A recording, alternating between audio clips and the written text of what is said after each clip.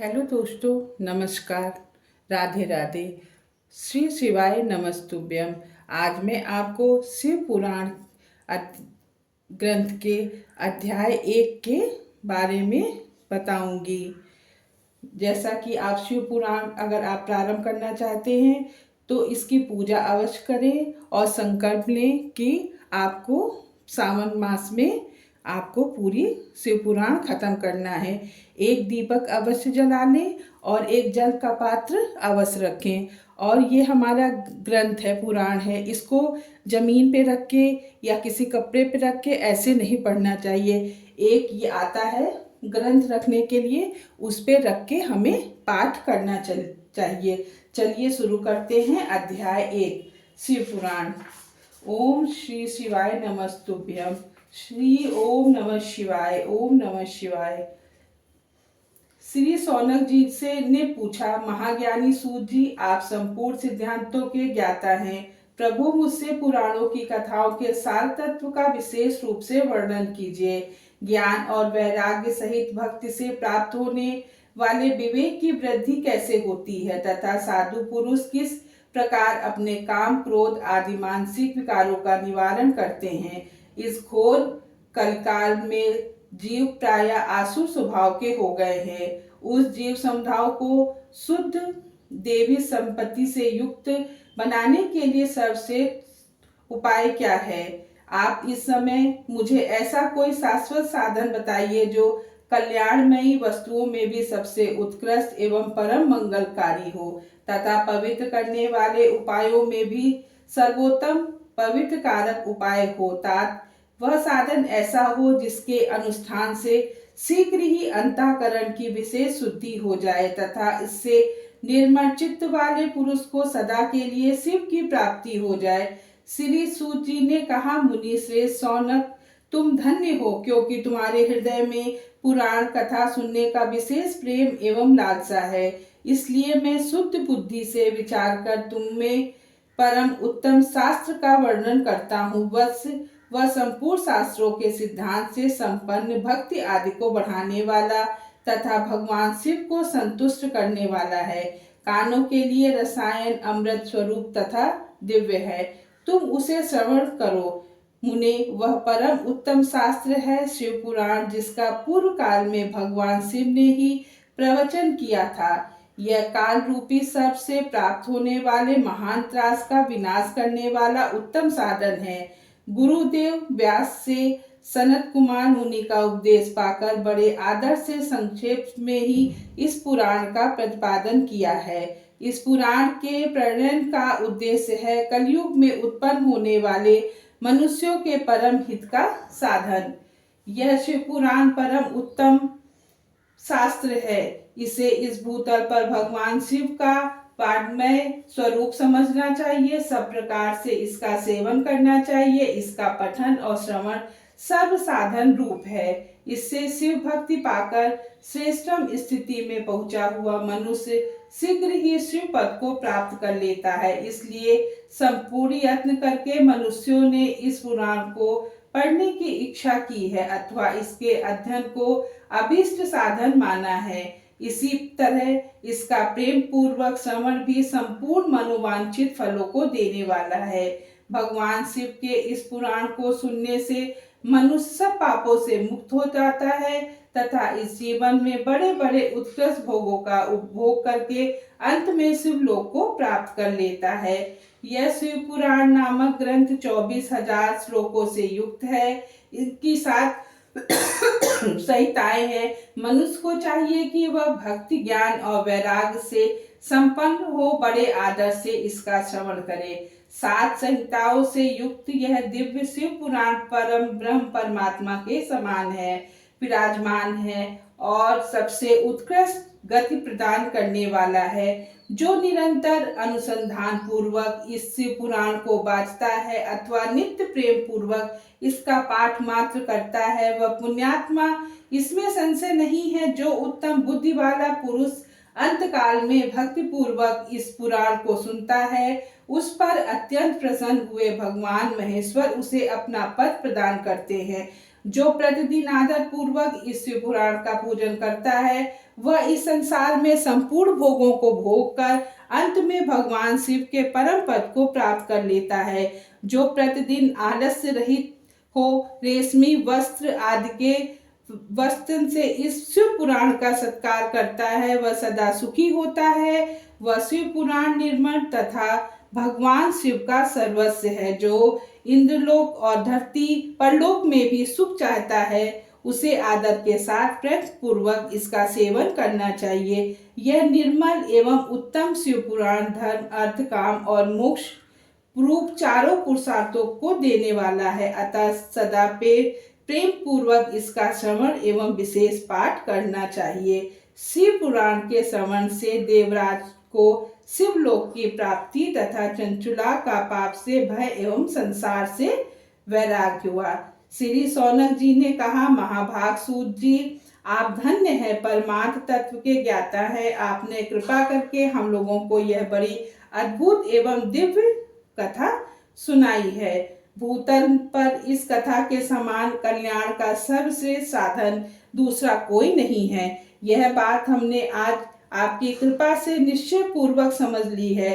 सूत जी, कलयुग में इस कथा के द्वारा कौन कौन से पापी शुद्ध होते हैं उन्हें कृपा पूर्वक बताइए और इस जगत को कृतार्थ कीजिए। सूत जी बोले, सुने मुने, जो मनुष्य पापी, दुराचारी, खल तथा काम क्रोध आदि में निरंतर डूबे रहने वाले हैं वे इस पुराण के श्रवण पठन से ही अवश्य ही शुद्ध हो जाते हैं। इसी विषय में जानकर मुनि इस प्राचीन इतिहास का उदाहरण दिया करते हैं जिसके श्रवण मात्र से पापों का नाश हो जाता है। पहले की बात है, कहीं किरातों के नगर में एक ब्राह्मण रहता था जो ज्ञान में अत्यंत दुर्बल, दरिद्र, रस बेचने वाला तथा वैदिक धर्म में विमुख था। वह स्नान, संध्या आदि कर्मों से भ्रष्ट हो गया था और वैश्यवृत्ति में तत्पर रहता था। उसका नाम था देवराज।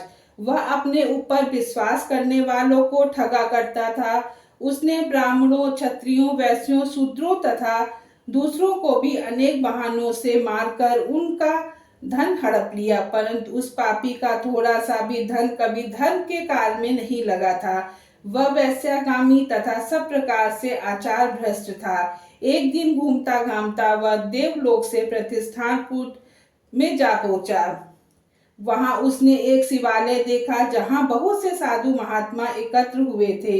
देवराज उस शिवालय में ठहर गया, किंतु वहां उस ब्राह्मण को ज्वर आ गया। उस ज्वर से उसको बड़ी पीड़ा होने लगी। वहां एक ब्राह्मण देवता शिव पुराण की कथा सुन रहे थे। ज्वर में पड़ा हुआ देवराज ब्राह्मण के मुखारबिंद से निकली हुई उस शिव कथा को निरंतर सुनता रहा। 1 मास के बाद ज्वर से अत्यंत पीड़ित होकर चल बसा। यमराज के दूत आए और उसे पासों से बांधकर बलपूर्वक यमपुरी ले गए। इतने में ही शिवलोक से भगवान शिव के पार्षदगण आ गए। उनके गौर अंग कर्पूर के समान उज्जवल थे, हाथ त्रिशूल से सुशोभित हो रहे थे। उनके संपूर्ण अंग भस्म से उत्साहित थे और रुद्राक्ष की मालाएं उनके शरीर की शोभा बढ़ा रही थी। वे सब के सब क्रोध पूर्वक यमपुरी में गए और यमराज के दूतों को मार पीट कर बारंबार धमकाकर उन्होंने देवराज को उनके चंगुल से छुड़ा लिया और अत्यंत अद्भुत विमान पर बिठाकर जब वे शिवदूत कैलाश से जाने को उद्यत हुए उस समय यमपुरी में बड़ा भारी कोलाहल मच गया। उस कोलाहल को सुनकर धर्मराज अपने भवन से बाहर आए। साक्षात दूसरे रुद्रों के समान प्रतीत होने वाले उन चारों दूतों को देखकर धर्मज्ञ धर्मराज ने उनका विधि पूर्वक पूजन किया और ज्ञान दृष्टि से देखकर सारा वृत्तांत ज्ञान लिया। उन्होंने भय के कारण भगवान शिव के उन महात्मा दूतों से कोई बात नहीं पूछी, पलटे उन सब की पूजा एवं प्रार्थना की। तत्पश्चात वे शिवदूत कैलाश को चले गए और वहां पहुंचकर उन्होंने उस ब्राह्मण को दया सागर साम शिव के हाथों में दे दिया। शौनक जी ने कहा, महाभाग सूत जी, आप सर्वज्ञ हैं। महामते, आपके कृपा प्रसाद से मैं बारंबार कृतार्थ हुआ हूँ। इस इतिहास को सुनकर मेरा मन अत्यंत आनंद में निमग्न हो गया रहा है। अतः अब भगवान शिव में प्रेम बढ़ाने वाली शिव संबंधी दूसरी कथा को कहिए। श्री सूत जी बोले, शौनक सुनो, मैं तुम्हारे सामने गोपनीय कथा वस्तु का भी वर्णन करता हूँ, क्योंकि तुम शिव भक्तों में अग्रगण्य तथा वेद वेताओं में श्रेष्ठ हो। समुद्र के निकटवर्ती प्रदेश में एक वास्कर नामक एक ग्राम था, जहाँ वैदिक धर्म में विमुख महापापी दुष्ट निवास करते हैं। वे सबके सब बड़े दुष्ट हैं। उनका मन दूषित विषय भोगों में ही लगा रहता है। वे ना देवताओं पर विश्वास करते हैं, ना भाग्य पर। वे सभी कुटिल व्रत वाले हैं, किसानी करते हैं, भांति भांति के घातक अस्त्र शस्त्र रखते हैं। वे व्यभिचारी और खल है। ज्ञान वैराग्य तथा सत्कर्म का सेवन ही मनुष्य के लिए परम पुरुषार्थ है। इन बात को वे बिल्कुल नहीं जानते थे। वे सभी पशु बुद्धि वाले हैं। जहाँ के द्विज रूप हो, वहाँ के अन्य वर्णों के विषय में क्या कहा जाए। अन्य वर्णों के लोग भी उन्हीं को भांति कुत्सित विचार रखने वाले, स्वधर्म विमुख एवं खल। वे सदा कुकर्म में लगे रहते हैं, नित्य विषय भोगों में ही डूबे रहते हैं। वहाँ की सब स्त्रियां कुटिल स्वभाव की, स्वेच्छाचारणी, पापासक्त, कुंदित विचार वाली और व्याभिचारणी है। वे सद्व्यवहार तथा सदाचार से सर्वथा शून्य है। इस प्रकार वहाँ दुष्टों का भी निवास है। उस वास्कर नामक ग्राम में किसी समय एक बिल्कुल नामधारी ब्राह्मण रहता था। वह बड़ा ही अधम था, दुरात्मा और महापापी था। यद्यपि उसकी स्त्री बड़ी सुंदर थी, तो भी वह कुमार्ग पर ही चलता था। उसकी पत्नी का नाम चंचुला था। वह सदा उत्तम धर्म के पालन में लगी रहती थी, तो भी उसे छोड़कर वह दुष्ट ब्राह्मण वेश्यागामी हो गया। इस तरह कुकर्म में लगे हुए उस बिंदु के बहुत वर्ष बीत गए। उसकी स्त्री चंचुला काम से पीड़ित होने पर भी सर्वधर्म नाश के भय से क्लेश सहकर श्री दीर्घ काल तक धर्म से भ्रष्ट नहीं हुई, परंतु दुराचारी पति के आचरण से प्रभावित हो आगे चलकर वह स्त्री भी दुराचारणी हो गई। इस तरह दुराचार में डूबे हुए उस मूढ़ चित्त वाले पति पत्नी का बहुत सा समय व्यर्थ बीत गया। तदंतर शूद्र जातीय वैश्या का पति बना हुआ वह दूषित बुद्धि वाला दुष्ट बाल ब्राह्मण बिंदु समयानुसार मृत्यु को प्राप्त हो गया और नरक में जा पड़ा। बहुत दिनों तक नरक के दुख भोग कर वह बुद्धि पापी बिंद पर्वत पर भयंकर पिशाच हुआ। इधर उस दुराचारी पति बिंदु के मर जाने पर मूढ़ हृदय चंचुला बहुत ही समय तक पुत्रों के साथ अपने घर में रही। एक दिन देवलोक से किसी पुण्य पर्व के आने पर वह स्त्री भाई बंधुओं के साथ गोकर्ण क्षेत्र में गई। तीर्थ यात्रियों के संगम में उसने उस समय जाकर किसी तीर्थ के जल में स्नान कर दिया। फिर वह साधारणता मेला देखने की दृष्टि से बंधुजनों के साथ यत्र तत्र घूमने लगी। घूमती घूमती किसी देव मंदिर में गई। वहां उसने एक देवज्ञ ब्राह्मण के मुख से भगवान शिव की परम पवित्र एवं मंगलकारिणी उत्तम पौराणिक कथा सुनी।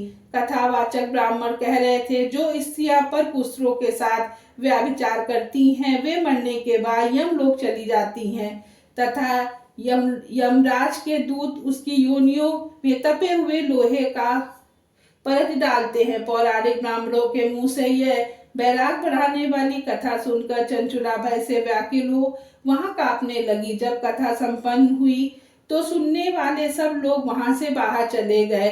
तब वह भयभीत नारी एकांत में शिव पुराण की कथा बांटने वाले उन ब्राह्मण देवता से बोली। चंचुला ने कहा, ब्राह्मण, मैं अपने धर्म को नहीं जानती थी, इसलिए मेरे द्वारा बड़ा दुराचार हुआ। स्वामी, मेरे ऊपर अनुपम कृपा करके आप मेरा उद्धार कीजिए।